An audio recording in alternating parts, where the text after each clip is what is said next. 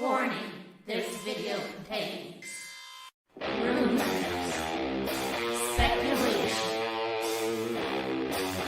strong opinions, and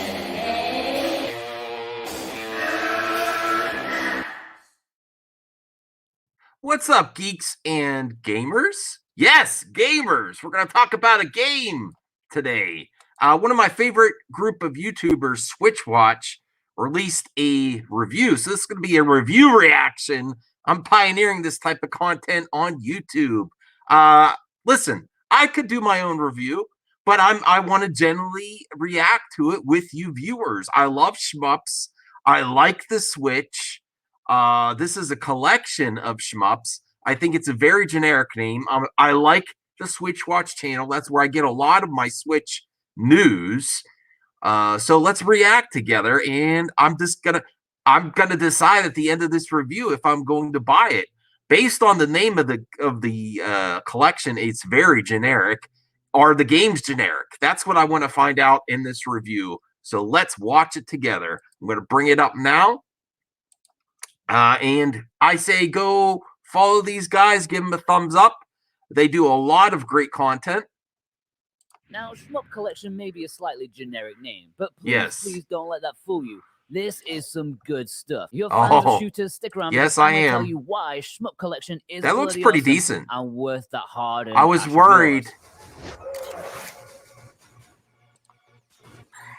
I was worried that it was going to be. There are 3 games, 3 lovely and nicely varied shooters. Okay. Arm 7 DX, Satazius next, and Wolflame. I'm not going to go. Oh, I like that one for each a of lot. These just for brevity's sake. But let me tell you a little bit about each. I also hope Firstly, it's a physical, Wolflame, which is oddly touted as a bonus game, perhaps because that looks like the one I'm most excited about. In the comment section below, say which one are you most excited about if you're in the shmups. Satazius, Wolflame, and in Arm 7. This one here looks the most interesting to me. I hope the other thing, I did not pre-watch this review. I also hope that it gets a physical release. I hope it's not just digital. And I don't know what price it's going to be. We'll see.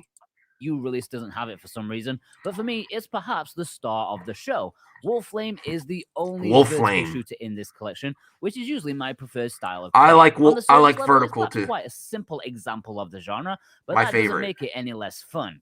It's one of those vertical shooters where the edge of the screen isn't quite a brick wall, and so you can pan the playfield across, around 30% each way. My initial thought was, well, why not just use up more of the screen? There's plenty of space available to display all and then some. But actually, this proves to be a very tactical mechanic, as enemies will only attack when you can see them, allowing you to selectively choose which dangers you'd prefer to take on. Maybe the left side presented a wall of enemies that you didn't like the first time around. Well, now you can shift it to the right and deal with that threat instead. Very useful on higher difficulty levels. Wolflame is what I like to call a fidgety shooter. It's a game that makes you look like you're on speed when you're playing it because you can't stay still. Staying still means death. While there are many standard enemies with slow, manageable bullets shooting towards you, you need to look out for the tanks and the turrets. They may look non-threatening, but boy oh boy, they are brutal. They don't shoot often, but when they do, you best be moving, otherwise you're going to get your ass sniped. It may seem a bit mindless at first, but on normal and higher difficulties, looks can fool you. And that's something that I want to briefly mention about all these games. They each have 4 difficulty levels. I played almost entirely. I think just for Wolflame, I'm sold. I really want to play that shmup. On normal, which, I actually felt was really well balanced, providing a nice challenge that every shooter should, but without being, spitefully difficult. There are 2 higher difficulties for those who want a little bit more pain, and an easy mode which kind of lives up to its name.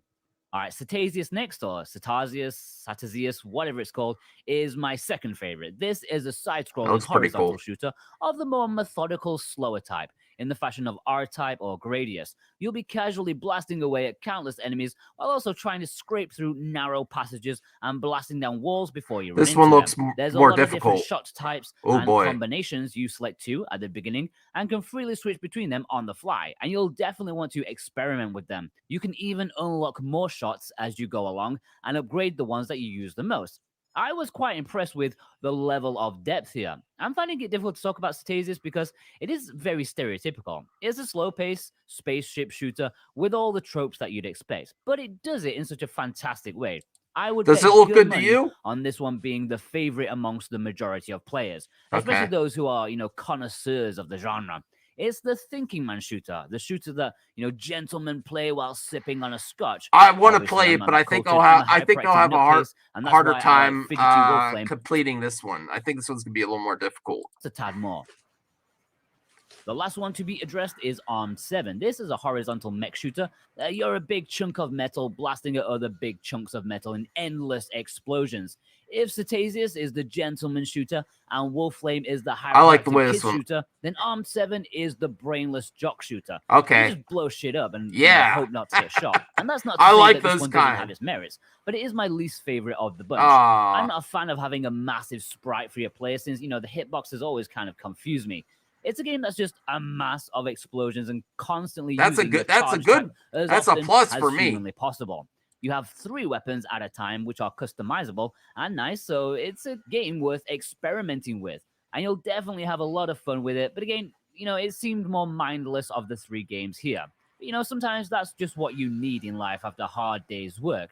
This is a 1-credit game, by the way. The other 2 have checkpoint system and, enough credits to go around. But Arm 7, nope, 1 credit. Oh, back that to the beginning. stinks. I don't like actually find that. it quite tough to get through I on don't the like that. normal difficulty. No. The satellite dish boss just wrecked me every time. 1 credit? But playing on easy, well, I didn't die once. What I like about all these games is the amount of shot types and customization. Each game handles weapons very well, and they're all done differently between the games. Wolflame has a node system where you pick up 2 nodes on your ship on each side.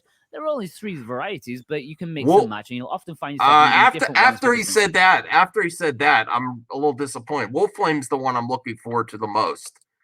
Still, I don't like it that hard, and then 1 credit that makes that's disappointing.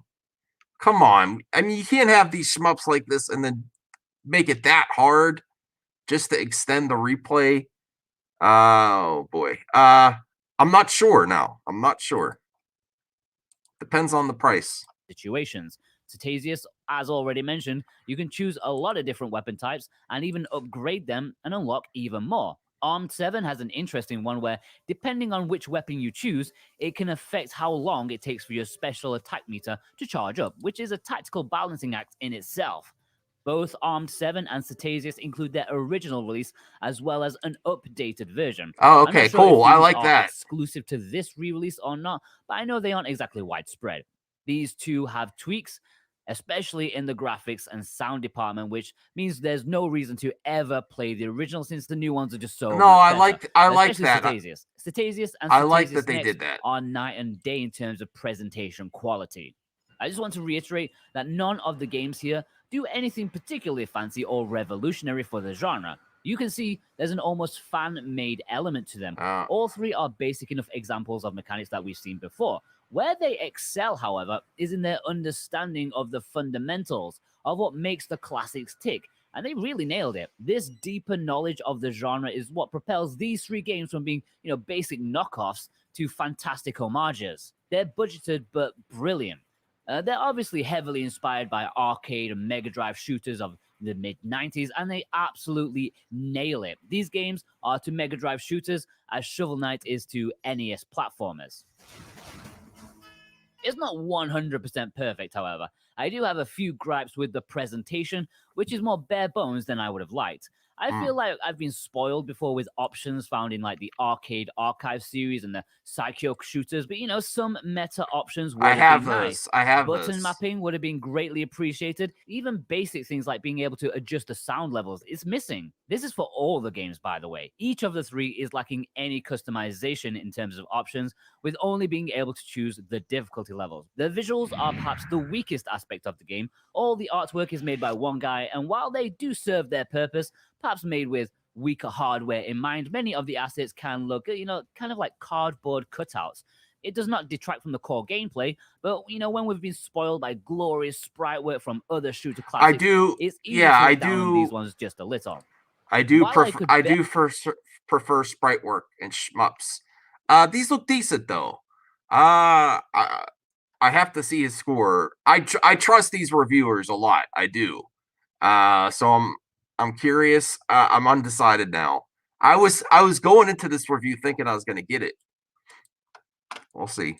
Barely notice the difference between ARM 7 and its DX version, unless I put them side by side. Satazius and its updated version are night and day, as the updated version just looks so much I like the way better. the old one looks. It's too. also worth noting that Wolflame is a vertical shooter, and you can put your Switch in Tate's mode to switch the perspective if you own a flip grip, or if you want to go to the next level and turn your TV on its side, which, I can't. I don't want to do that. Musically, all three games are pretty awesome. Satazius Next received a new updated soundtrack compared to the original, and it is so much better. I love the opening level theme, super spacey and chilled. Wolflame features some strange quirks in its soundtrack, like music not looping correctly, awkwardly starting in game, but the songs themselves are awesome. I especially love the dirty, grungy bass in the run-up to the boss fight. So good. ARM 7 is less noticeable, mainly due to the overpowering sound effects, which is, why I lamented the lack of audio options earlier in this review. I'm sure if I could hear the music, it would be awesome too. In terms of pricing, this collection will set you back £13.49 in the UK, $14.99 in Europe, and probably the same in US dollars. I can't check at the time of writing this. That's less than $5 per game, even less so if you count the variants. All right, yeah, I might get that. That's a good price. I'm guessing that's digital only though. I don't see. This doesn't. I don't think this will get a physical release. I'll be surprised. For me, for three very good shooters, I think that's a fantastic price. Yeah, it may like the bells and whistles of other shooters on the Switch, but you're getting quality, and I would rank this as even better value than the Psycho collections. Whoa, you can also I don't know about that. If you so choose, although if you end up buying all of them, it will obviously cost you more than buying them as a collection. And I think there's no point in buying them individually, as they're all good quality. It's not like you're getting some lame ones in the package or anything. You might as well go for this collection. And you want even better news? Well, the Shmup collection is available physically. Oh, yeah, baby. You can pick it up on Pixel Heart's website if you're in UK or Europe, or VGNY if you want the ESRB version for our North American friends. You can also find it at some select online retailers, despite being limited to only just 5,000 copies per region. Okay. For example, in Europe, you can find it on base.com. For me, I definitely want to get my hands on a copy of this. It's obviously much more expensive than the digital release, but it's also not a full price physical either. You're looking at like less than £30, which for me, to own it physically is worth it. Of course it is. If you're into shooters, then you'll definitely need to get this in your physical collection for sure. If you already picked up their release of Gigantic Army, then you owe this one a purchase too alongside it. I think it's great value for three great shooters. Overall, in terms of shooters on the Switch, I really very, very much enjoyed all three of the offerings here. I love that they are accessible but challenging, that they take all the good bits from the classics and smash them together, knowing what the true essence of a shooter is. They're not revolutionary or evolutionary, they're just perfect homages to the classics. There's only 3 games, but they're all varied enough and are essential for any shooter fans out there. I wish there were more options available, even just basic stuff like sound levels, but you can't have everything. If you're a fan of shooters, this collection is an 8.5 out of 10. Okay. All right, guys, now that's hard. Another shooter collection review of the Psycho Shooting Stars Bravo. Equally excellent shooter goodness. Plus a couple more reviews and videos that you may have missed. Special thanks to our executive producers, God. Okay. Good review. I thought he was going to go lower with the score based on the lack of options and the one shmup that you only get one try. I think I'm going to get it. I don't know if I'm going to spring for the physical copy. You know what I need to get is another SD. I need to get an SD card for my Switch. The other thing I need to do is get it from my wife who keeps playing Animal Crossing. So let me know your thoughts. Are you into shmups? Join us Sunday for the Completely Necessary podcast, which I'll have some friends on. That should be episode 3. And I'll see you next time.